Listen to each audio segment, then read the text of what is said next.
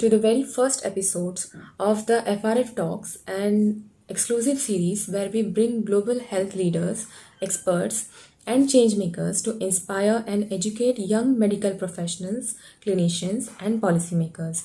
I am your host, Zuha Jabin, and today we have a very special guest who has dedicated his career to fighting one of the world's most challenging infectious diseases, drug resistant tuberculosis. He is a leader in global TB control and advocate for innovation in public health and currently serves as the acting national coordinator program lead for program management of drug resistant tuberculosis at the NTB-LCP Ministry of Nigeria, Federal Ministry of Health, Nigeria.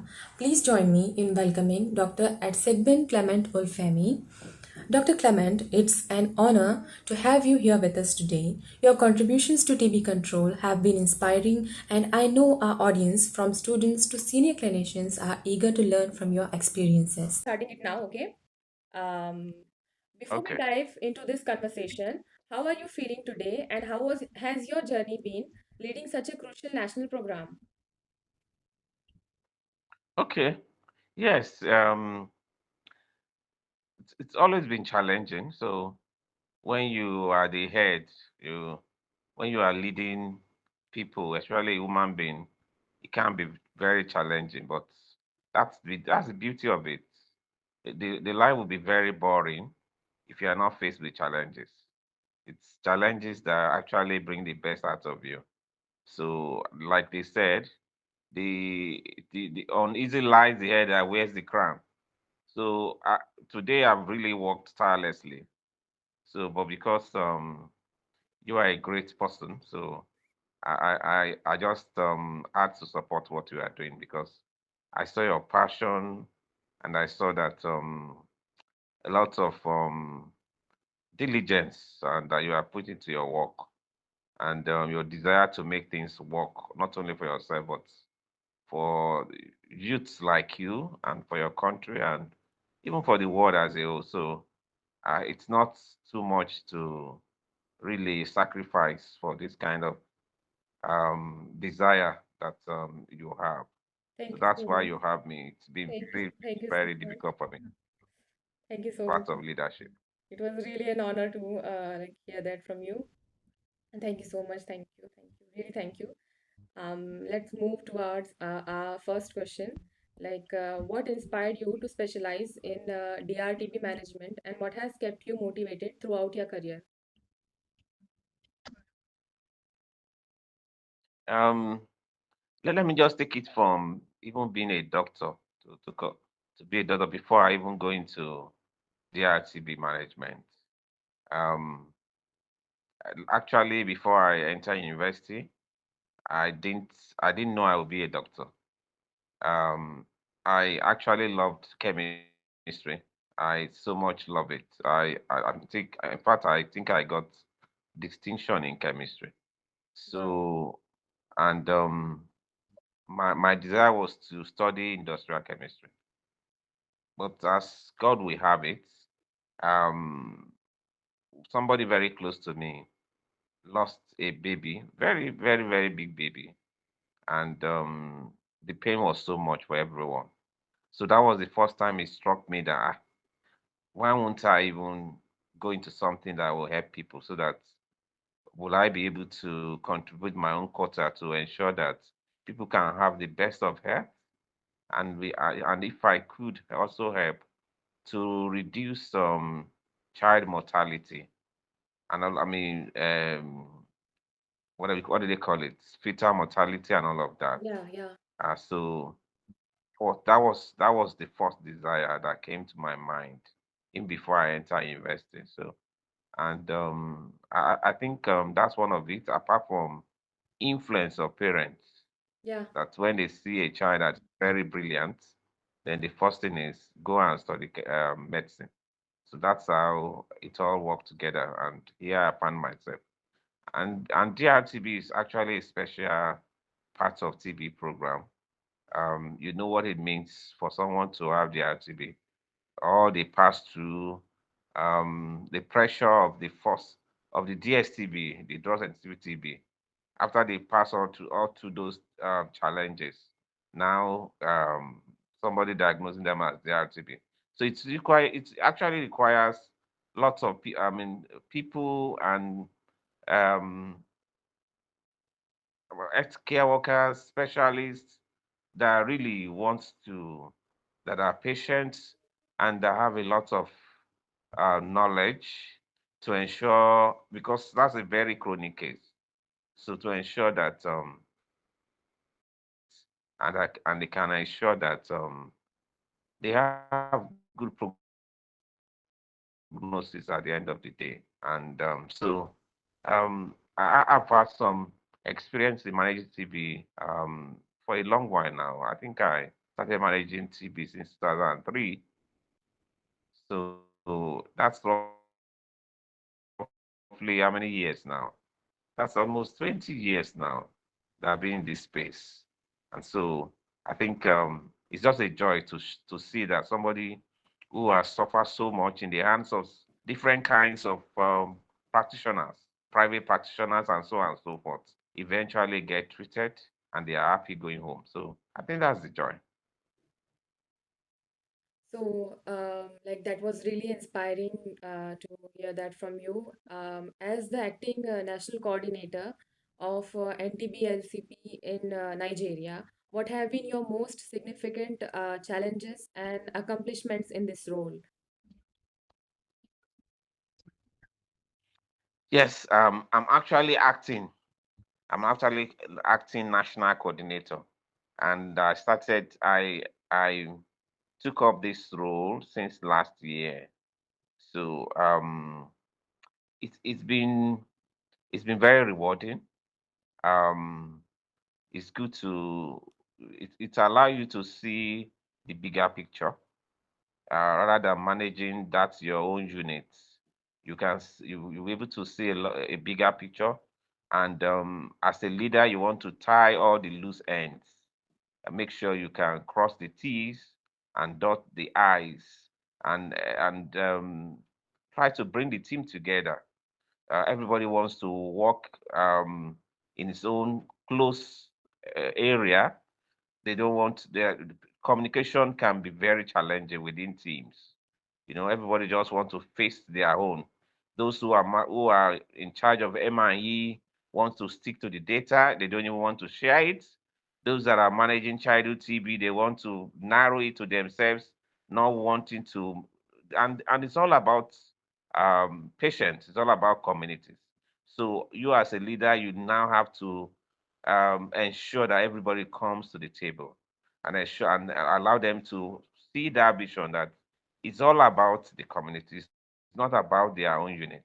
And the more we work together, the better we can really um, hit our target and achieve our target. So, and that can be very challenging. Bringing human beings together, those who have been working parallel, who are not who don't want to see that when we work together as a team, we achieve better.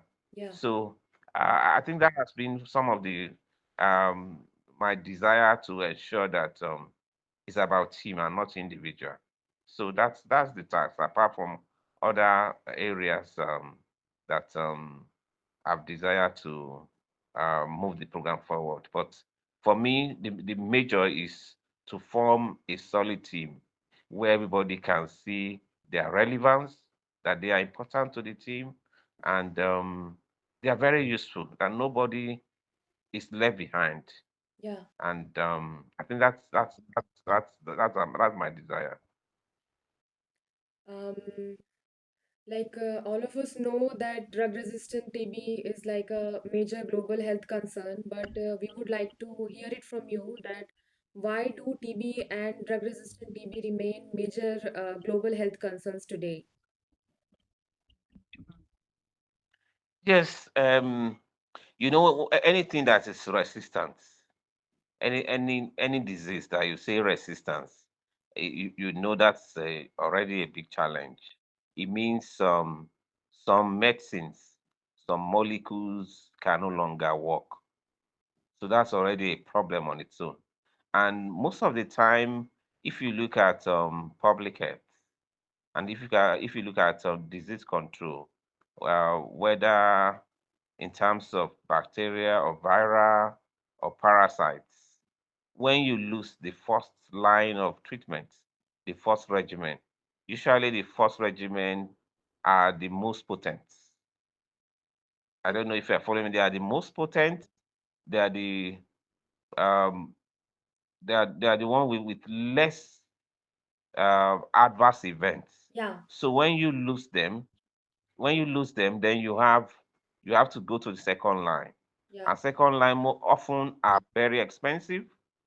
They are very expensive. They are less potent, and they have more adverse events.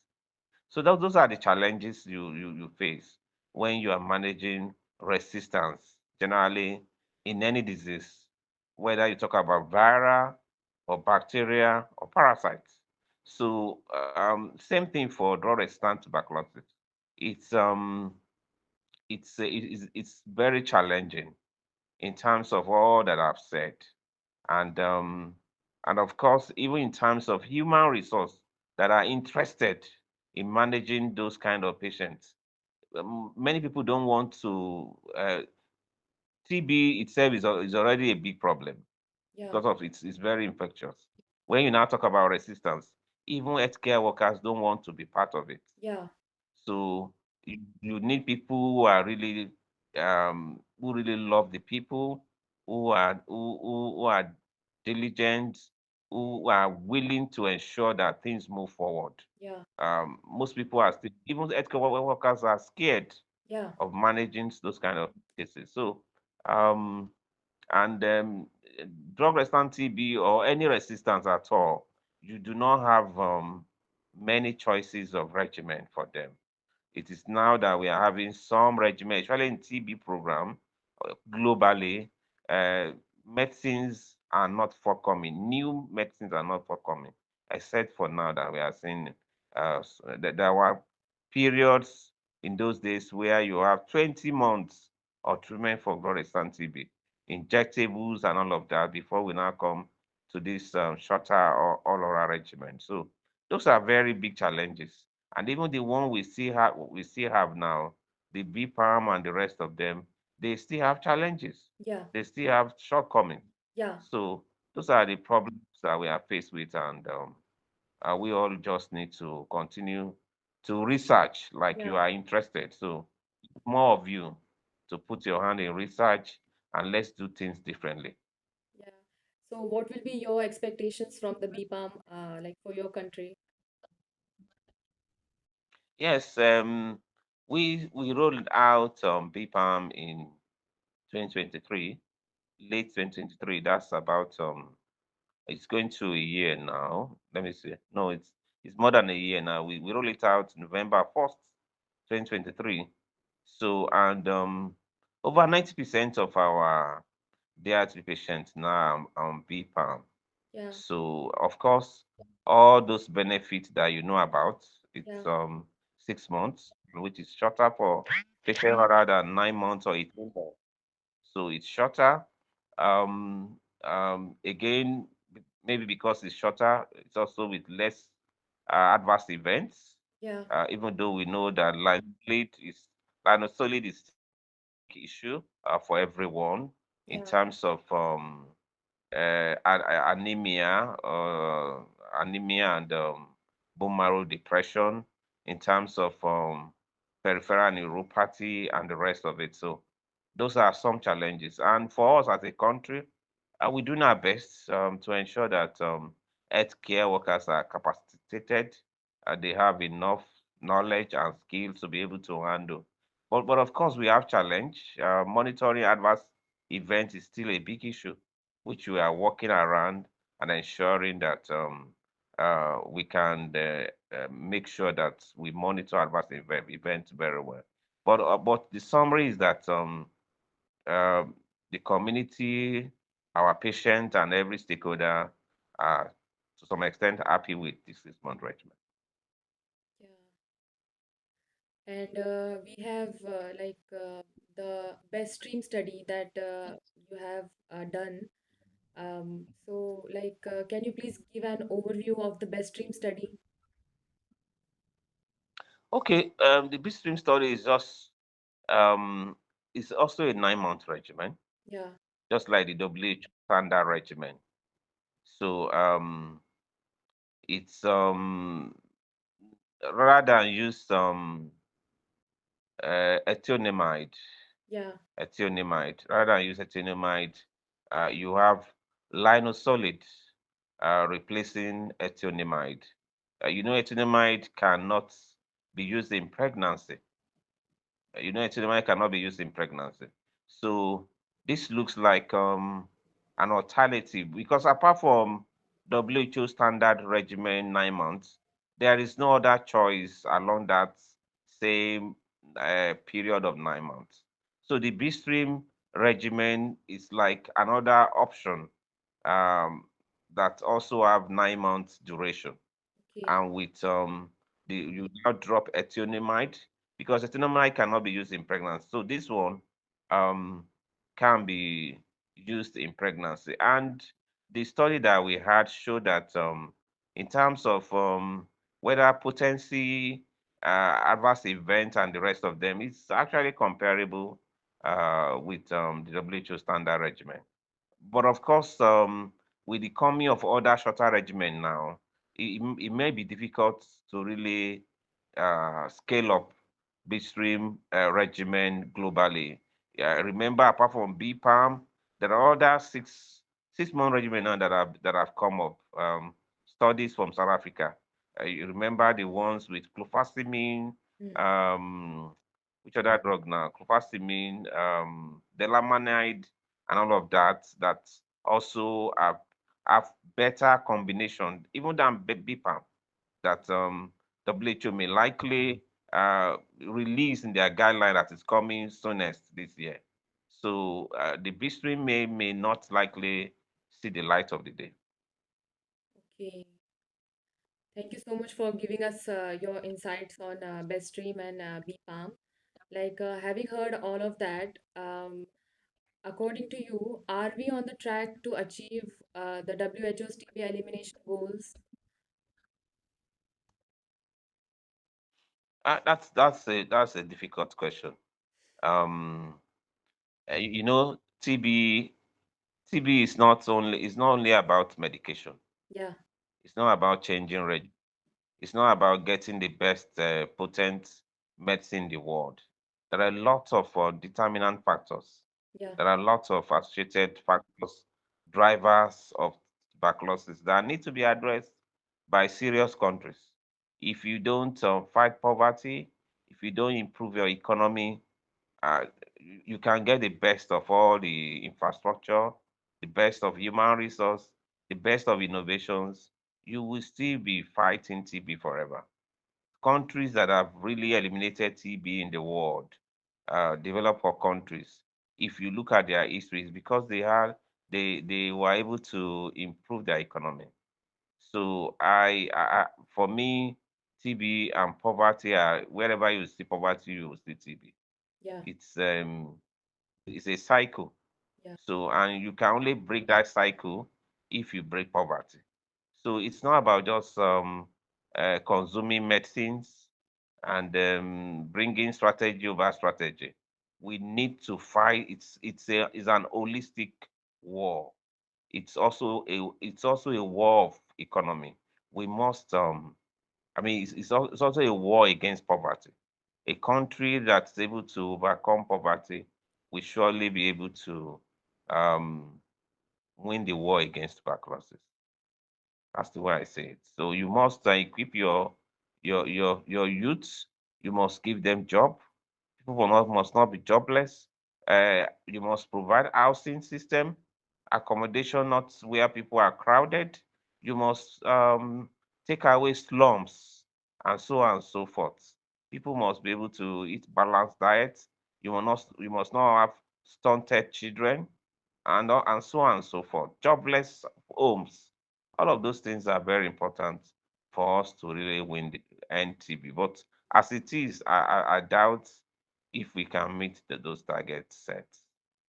Um, what role do innovations like digital health tools or rapid molecular diagnosis and the potential for AI and big analytical data analytics can have a benefit in TB control,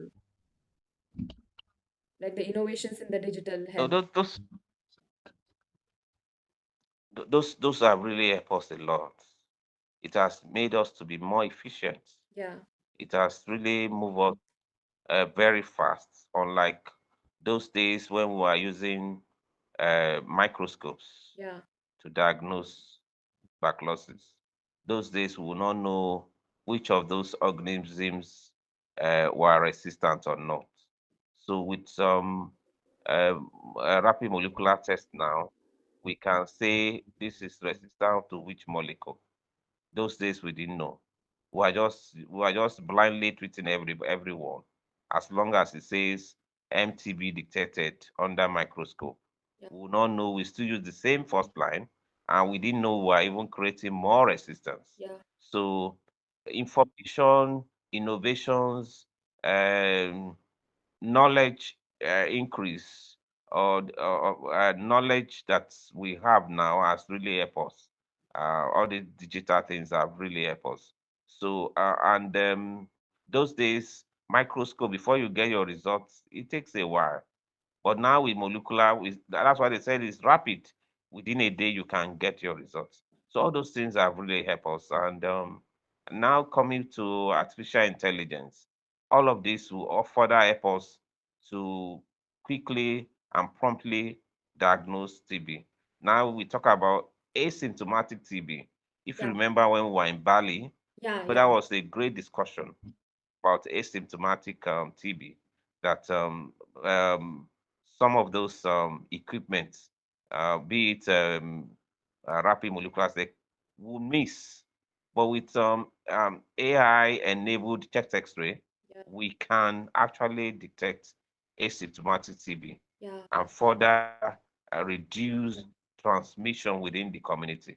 Because even though they are asymptomatic, they could still transmit TB. Maybe when they are talking, when they are sneezing, and all of that, they have this bacilli, but they are asymptomatic. So AI-enabled XSS3 will help us to detect those ones and further reduce the burden of TB in the community. So all these innovations are needed if we must end TB. But outside all these innovations, we also need to look at other drivers of TB. yeah. So, what advice you would like to give to the young researchers, like in what topics or on in what fields in tuberculosis they should try to have research on, like the young researchers, the medical students, and the youth. What topics would you suggest them, like they Okay. should go ahead with in their research? Okay, like Zuad I'm talking to. Mm. Yes, there are a lot of gaps um that we need to really look at.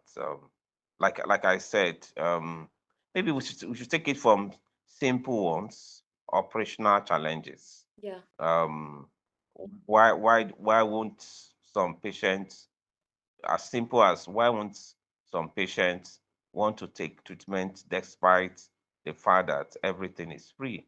yeah, Everything is free, and you'll be diagnosed you have tuberculosis. Can we look at those as simple as that?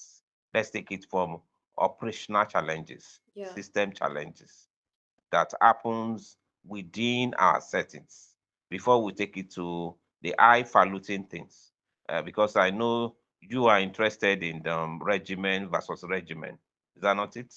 I yes, know you are interested, and that's very important because we also need to look at um, the combinations of medicines yeah, that makes up regimen. Like BPaLM has been like BPaLM, for example. How potent or how protected are those new regimen, or those new drugs that are added or that are combined within BPaLM?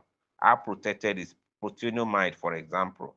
Protenomide, for example, how protected is that medicine? Because it's a new regimen.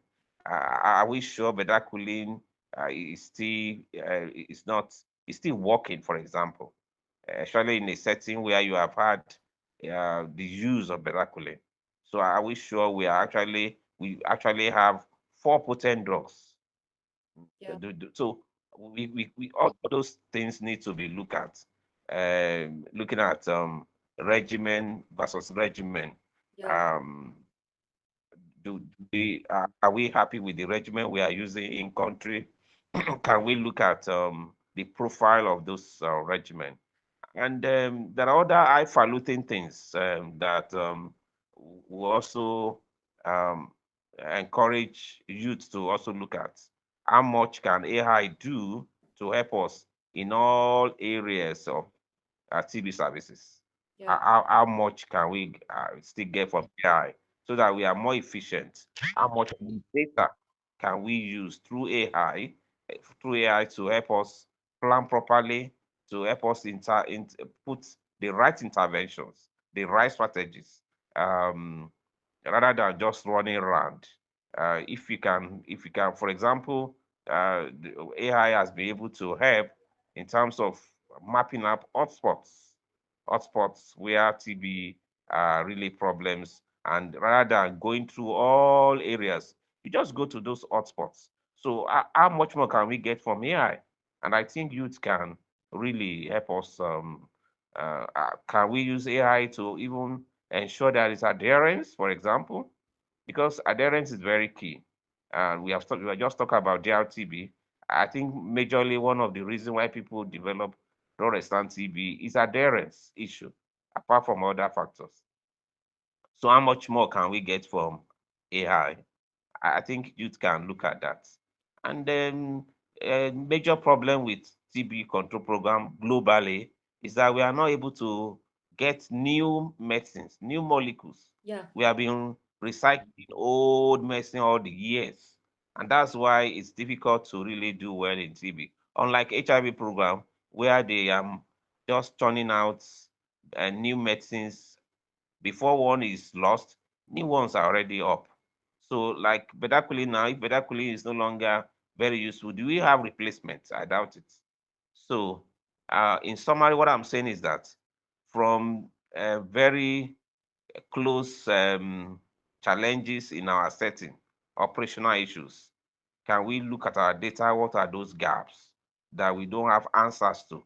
What are those questions in our daily practice in TB control, in our community, in our country?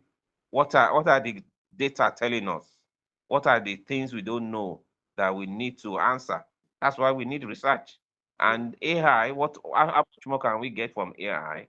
And then also look at regiments, Yeah. compare regiments with regiments, and also ensuring if we can also look at diagnostic tools. Yeah. We still need better diagnostic tools, especially for pediatrics.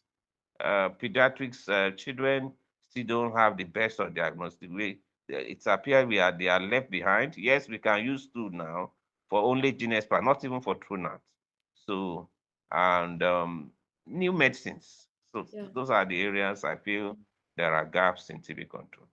And any special like guidance over the topic of nutrition and tuberculosis and mental health and tuberculosis, like any special gaps that you would want to address the young researchers? Yeah. Um, yes, I think if you talk about tuberculosis and mental health, that those are new areas now of focus that globally everyone is talking about Yeah. TB and mental health. So of course there should be. I want to believe there is also a lot of gap in that area. Um, what are those mental issues that TB uh, patients are facing? People have talked about depression and so on and so forth.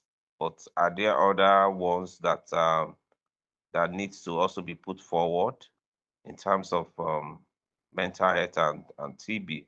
So I think it's a new area that we really need to really put our eye on, and research will really help us because some of these things maybe some of this may be assumptions, but we really need research to help us dig deep and bring out what are the issues so that we can plan better and we can have also appropriate intervention and strategies to handle them.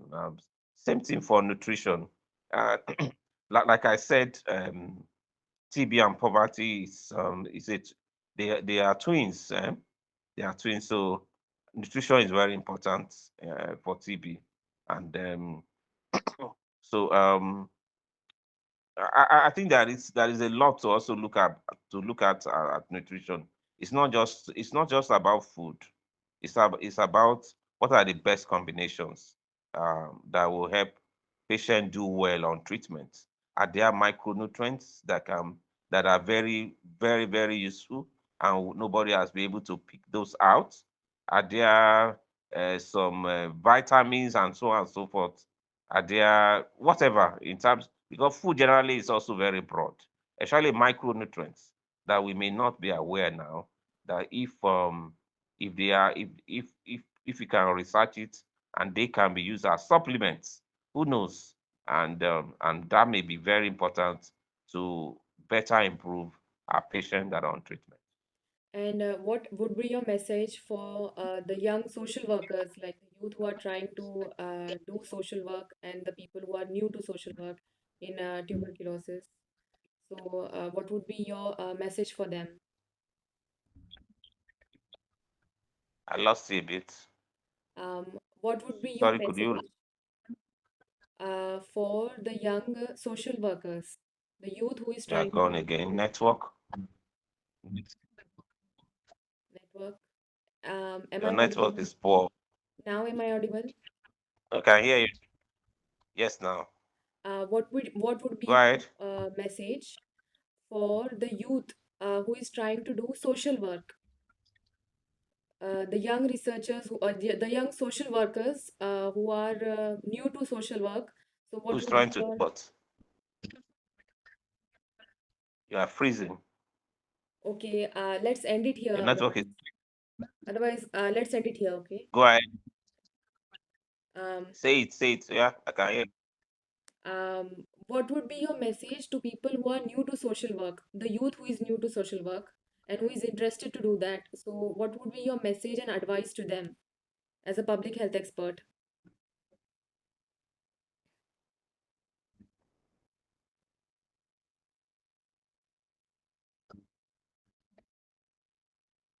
Am I audible? What will be my message to youth that are that are social workers? Yeah, who are trying to do social work Social and who are workers. new to it. Yeah, Social workers in what? in tuberculosis, the ones who are trying to spread awareness. Oh, yes, yes, yes, yes, yes, yes, yes. Very important. Very important. Because if you look at youths are very strong. They are energetic. They are they are also restless, if I may use that word in comma. Uh, so they have a lot of energy, and so like you also have a lot of energy. So it's great. This is the time to help your community. For me, that's one of the best. That's one of the things that give me joy. That if you can really impact your community, impact your environment, so in whatever way you can, um, I think you'll be happy for it. So there's still a lot to do in the community. There's a lot of people who are ignorant. A lot of people who do not have enough knowledge. Not that they don't have knowledge, but they might have the wrong knowledge. That's why some will say when you say they have TB, they feel it's maybe it's because of a curse, maybe it's because of a spell, maybe because of enemies. So those are information they have, but these informations are wrong. So we need you who are energetic, who are passionate, who want their community to move forward to carry this message to them. For example, in Nigeria, what we do as a national program is that we collaborate with youths. we are collaborating with youth to help us spread the news. Um, some of them just left the university, just left university, they just finished university. So, and we engage them, and so they become champions to help us carry the message to the communities. So the youths have a lot of role to play, um, if we must get the message across. Um, Peer-to-peer exchange of information is also very important. So we cannot overemphasize the roles of youths in the fight against TB. So for me, I'm so happy to see youths um, flying this flag against tuberculosis. I'm always happy to see them, and that's why I like ZUA. Thank you so much for being there for our foundation, Mm. being there for our interview. Like it is our first episode, and it is really an honor to have you here. And like, thank you so much for stepping up for us. And like, I can never thank you enough for the time that you have given, despite your busy schedule. And like, it is 3 p.m. here in India, and I think it is quite too late there in Nigeria too. And at this time of our, like, you are taking your time for us is really an honor. And like, thank you so much. It was really very great discussion and insightful discussion. And I know that the people who will be hearing this, the young researchers, the social workers, and other medical students and clinicians and public health professionals, it will be quite very insightful for them too. And thank you for sharing your expertise, your relentless efforts in global TB control. And thank you so much. Like, thank you. Thank you, Dr. Clement, for being here. Yes, yeah, it's my pleasure. I can always do anything for you because I know your efforts around TB control, not only in India, but across the globe. So I will always be there anytime you call on me. Thank you. Thank you so much.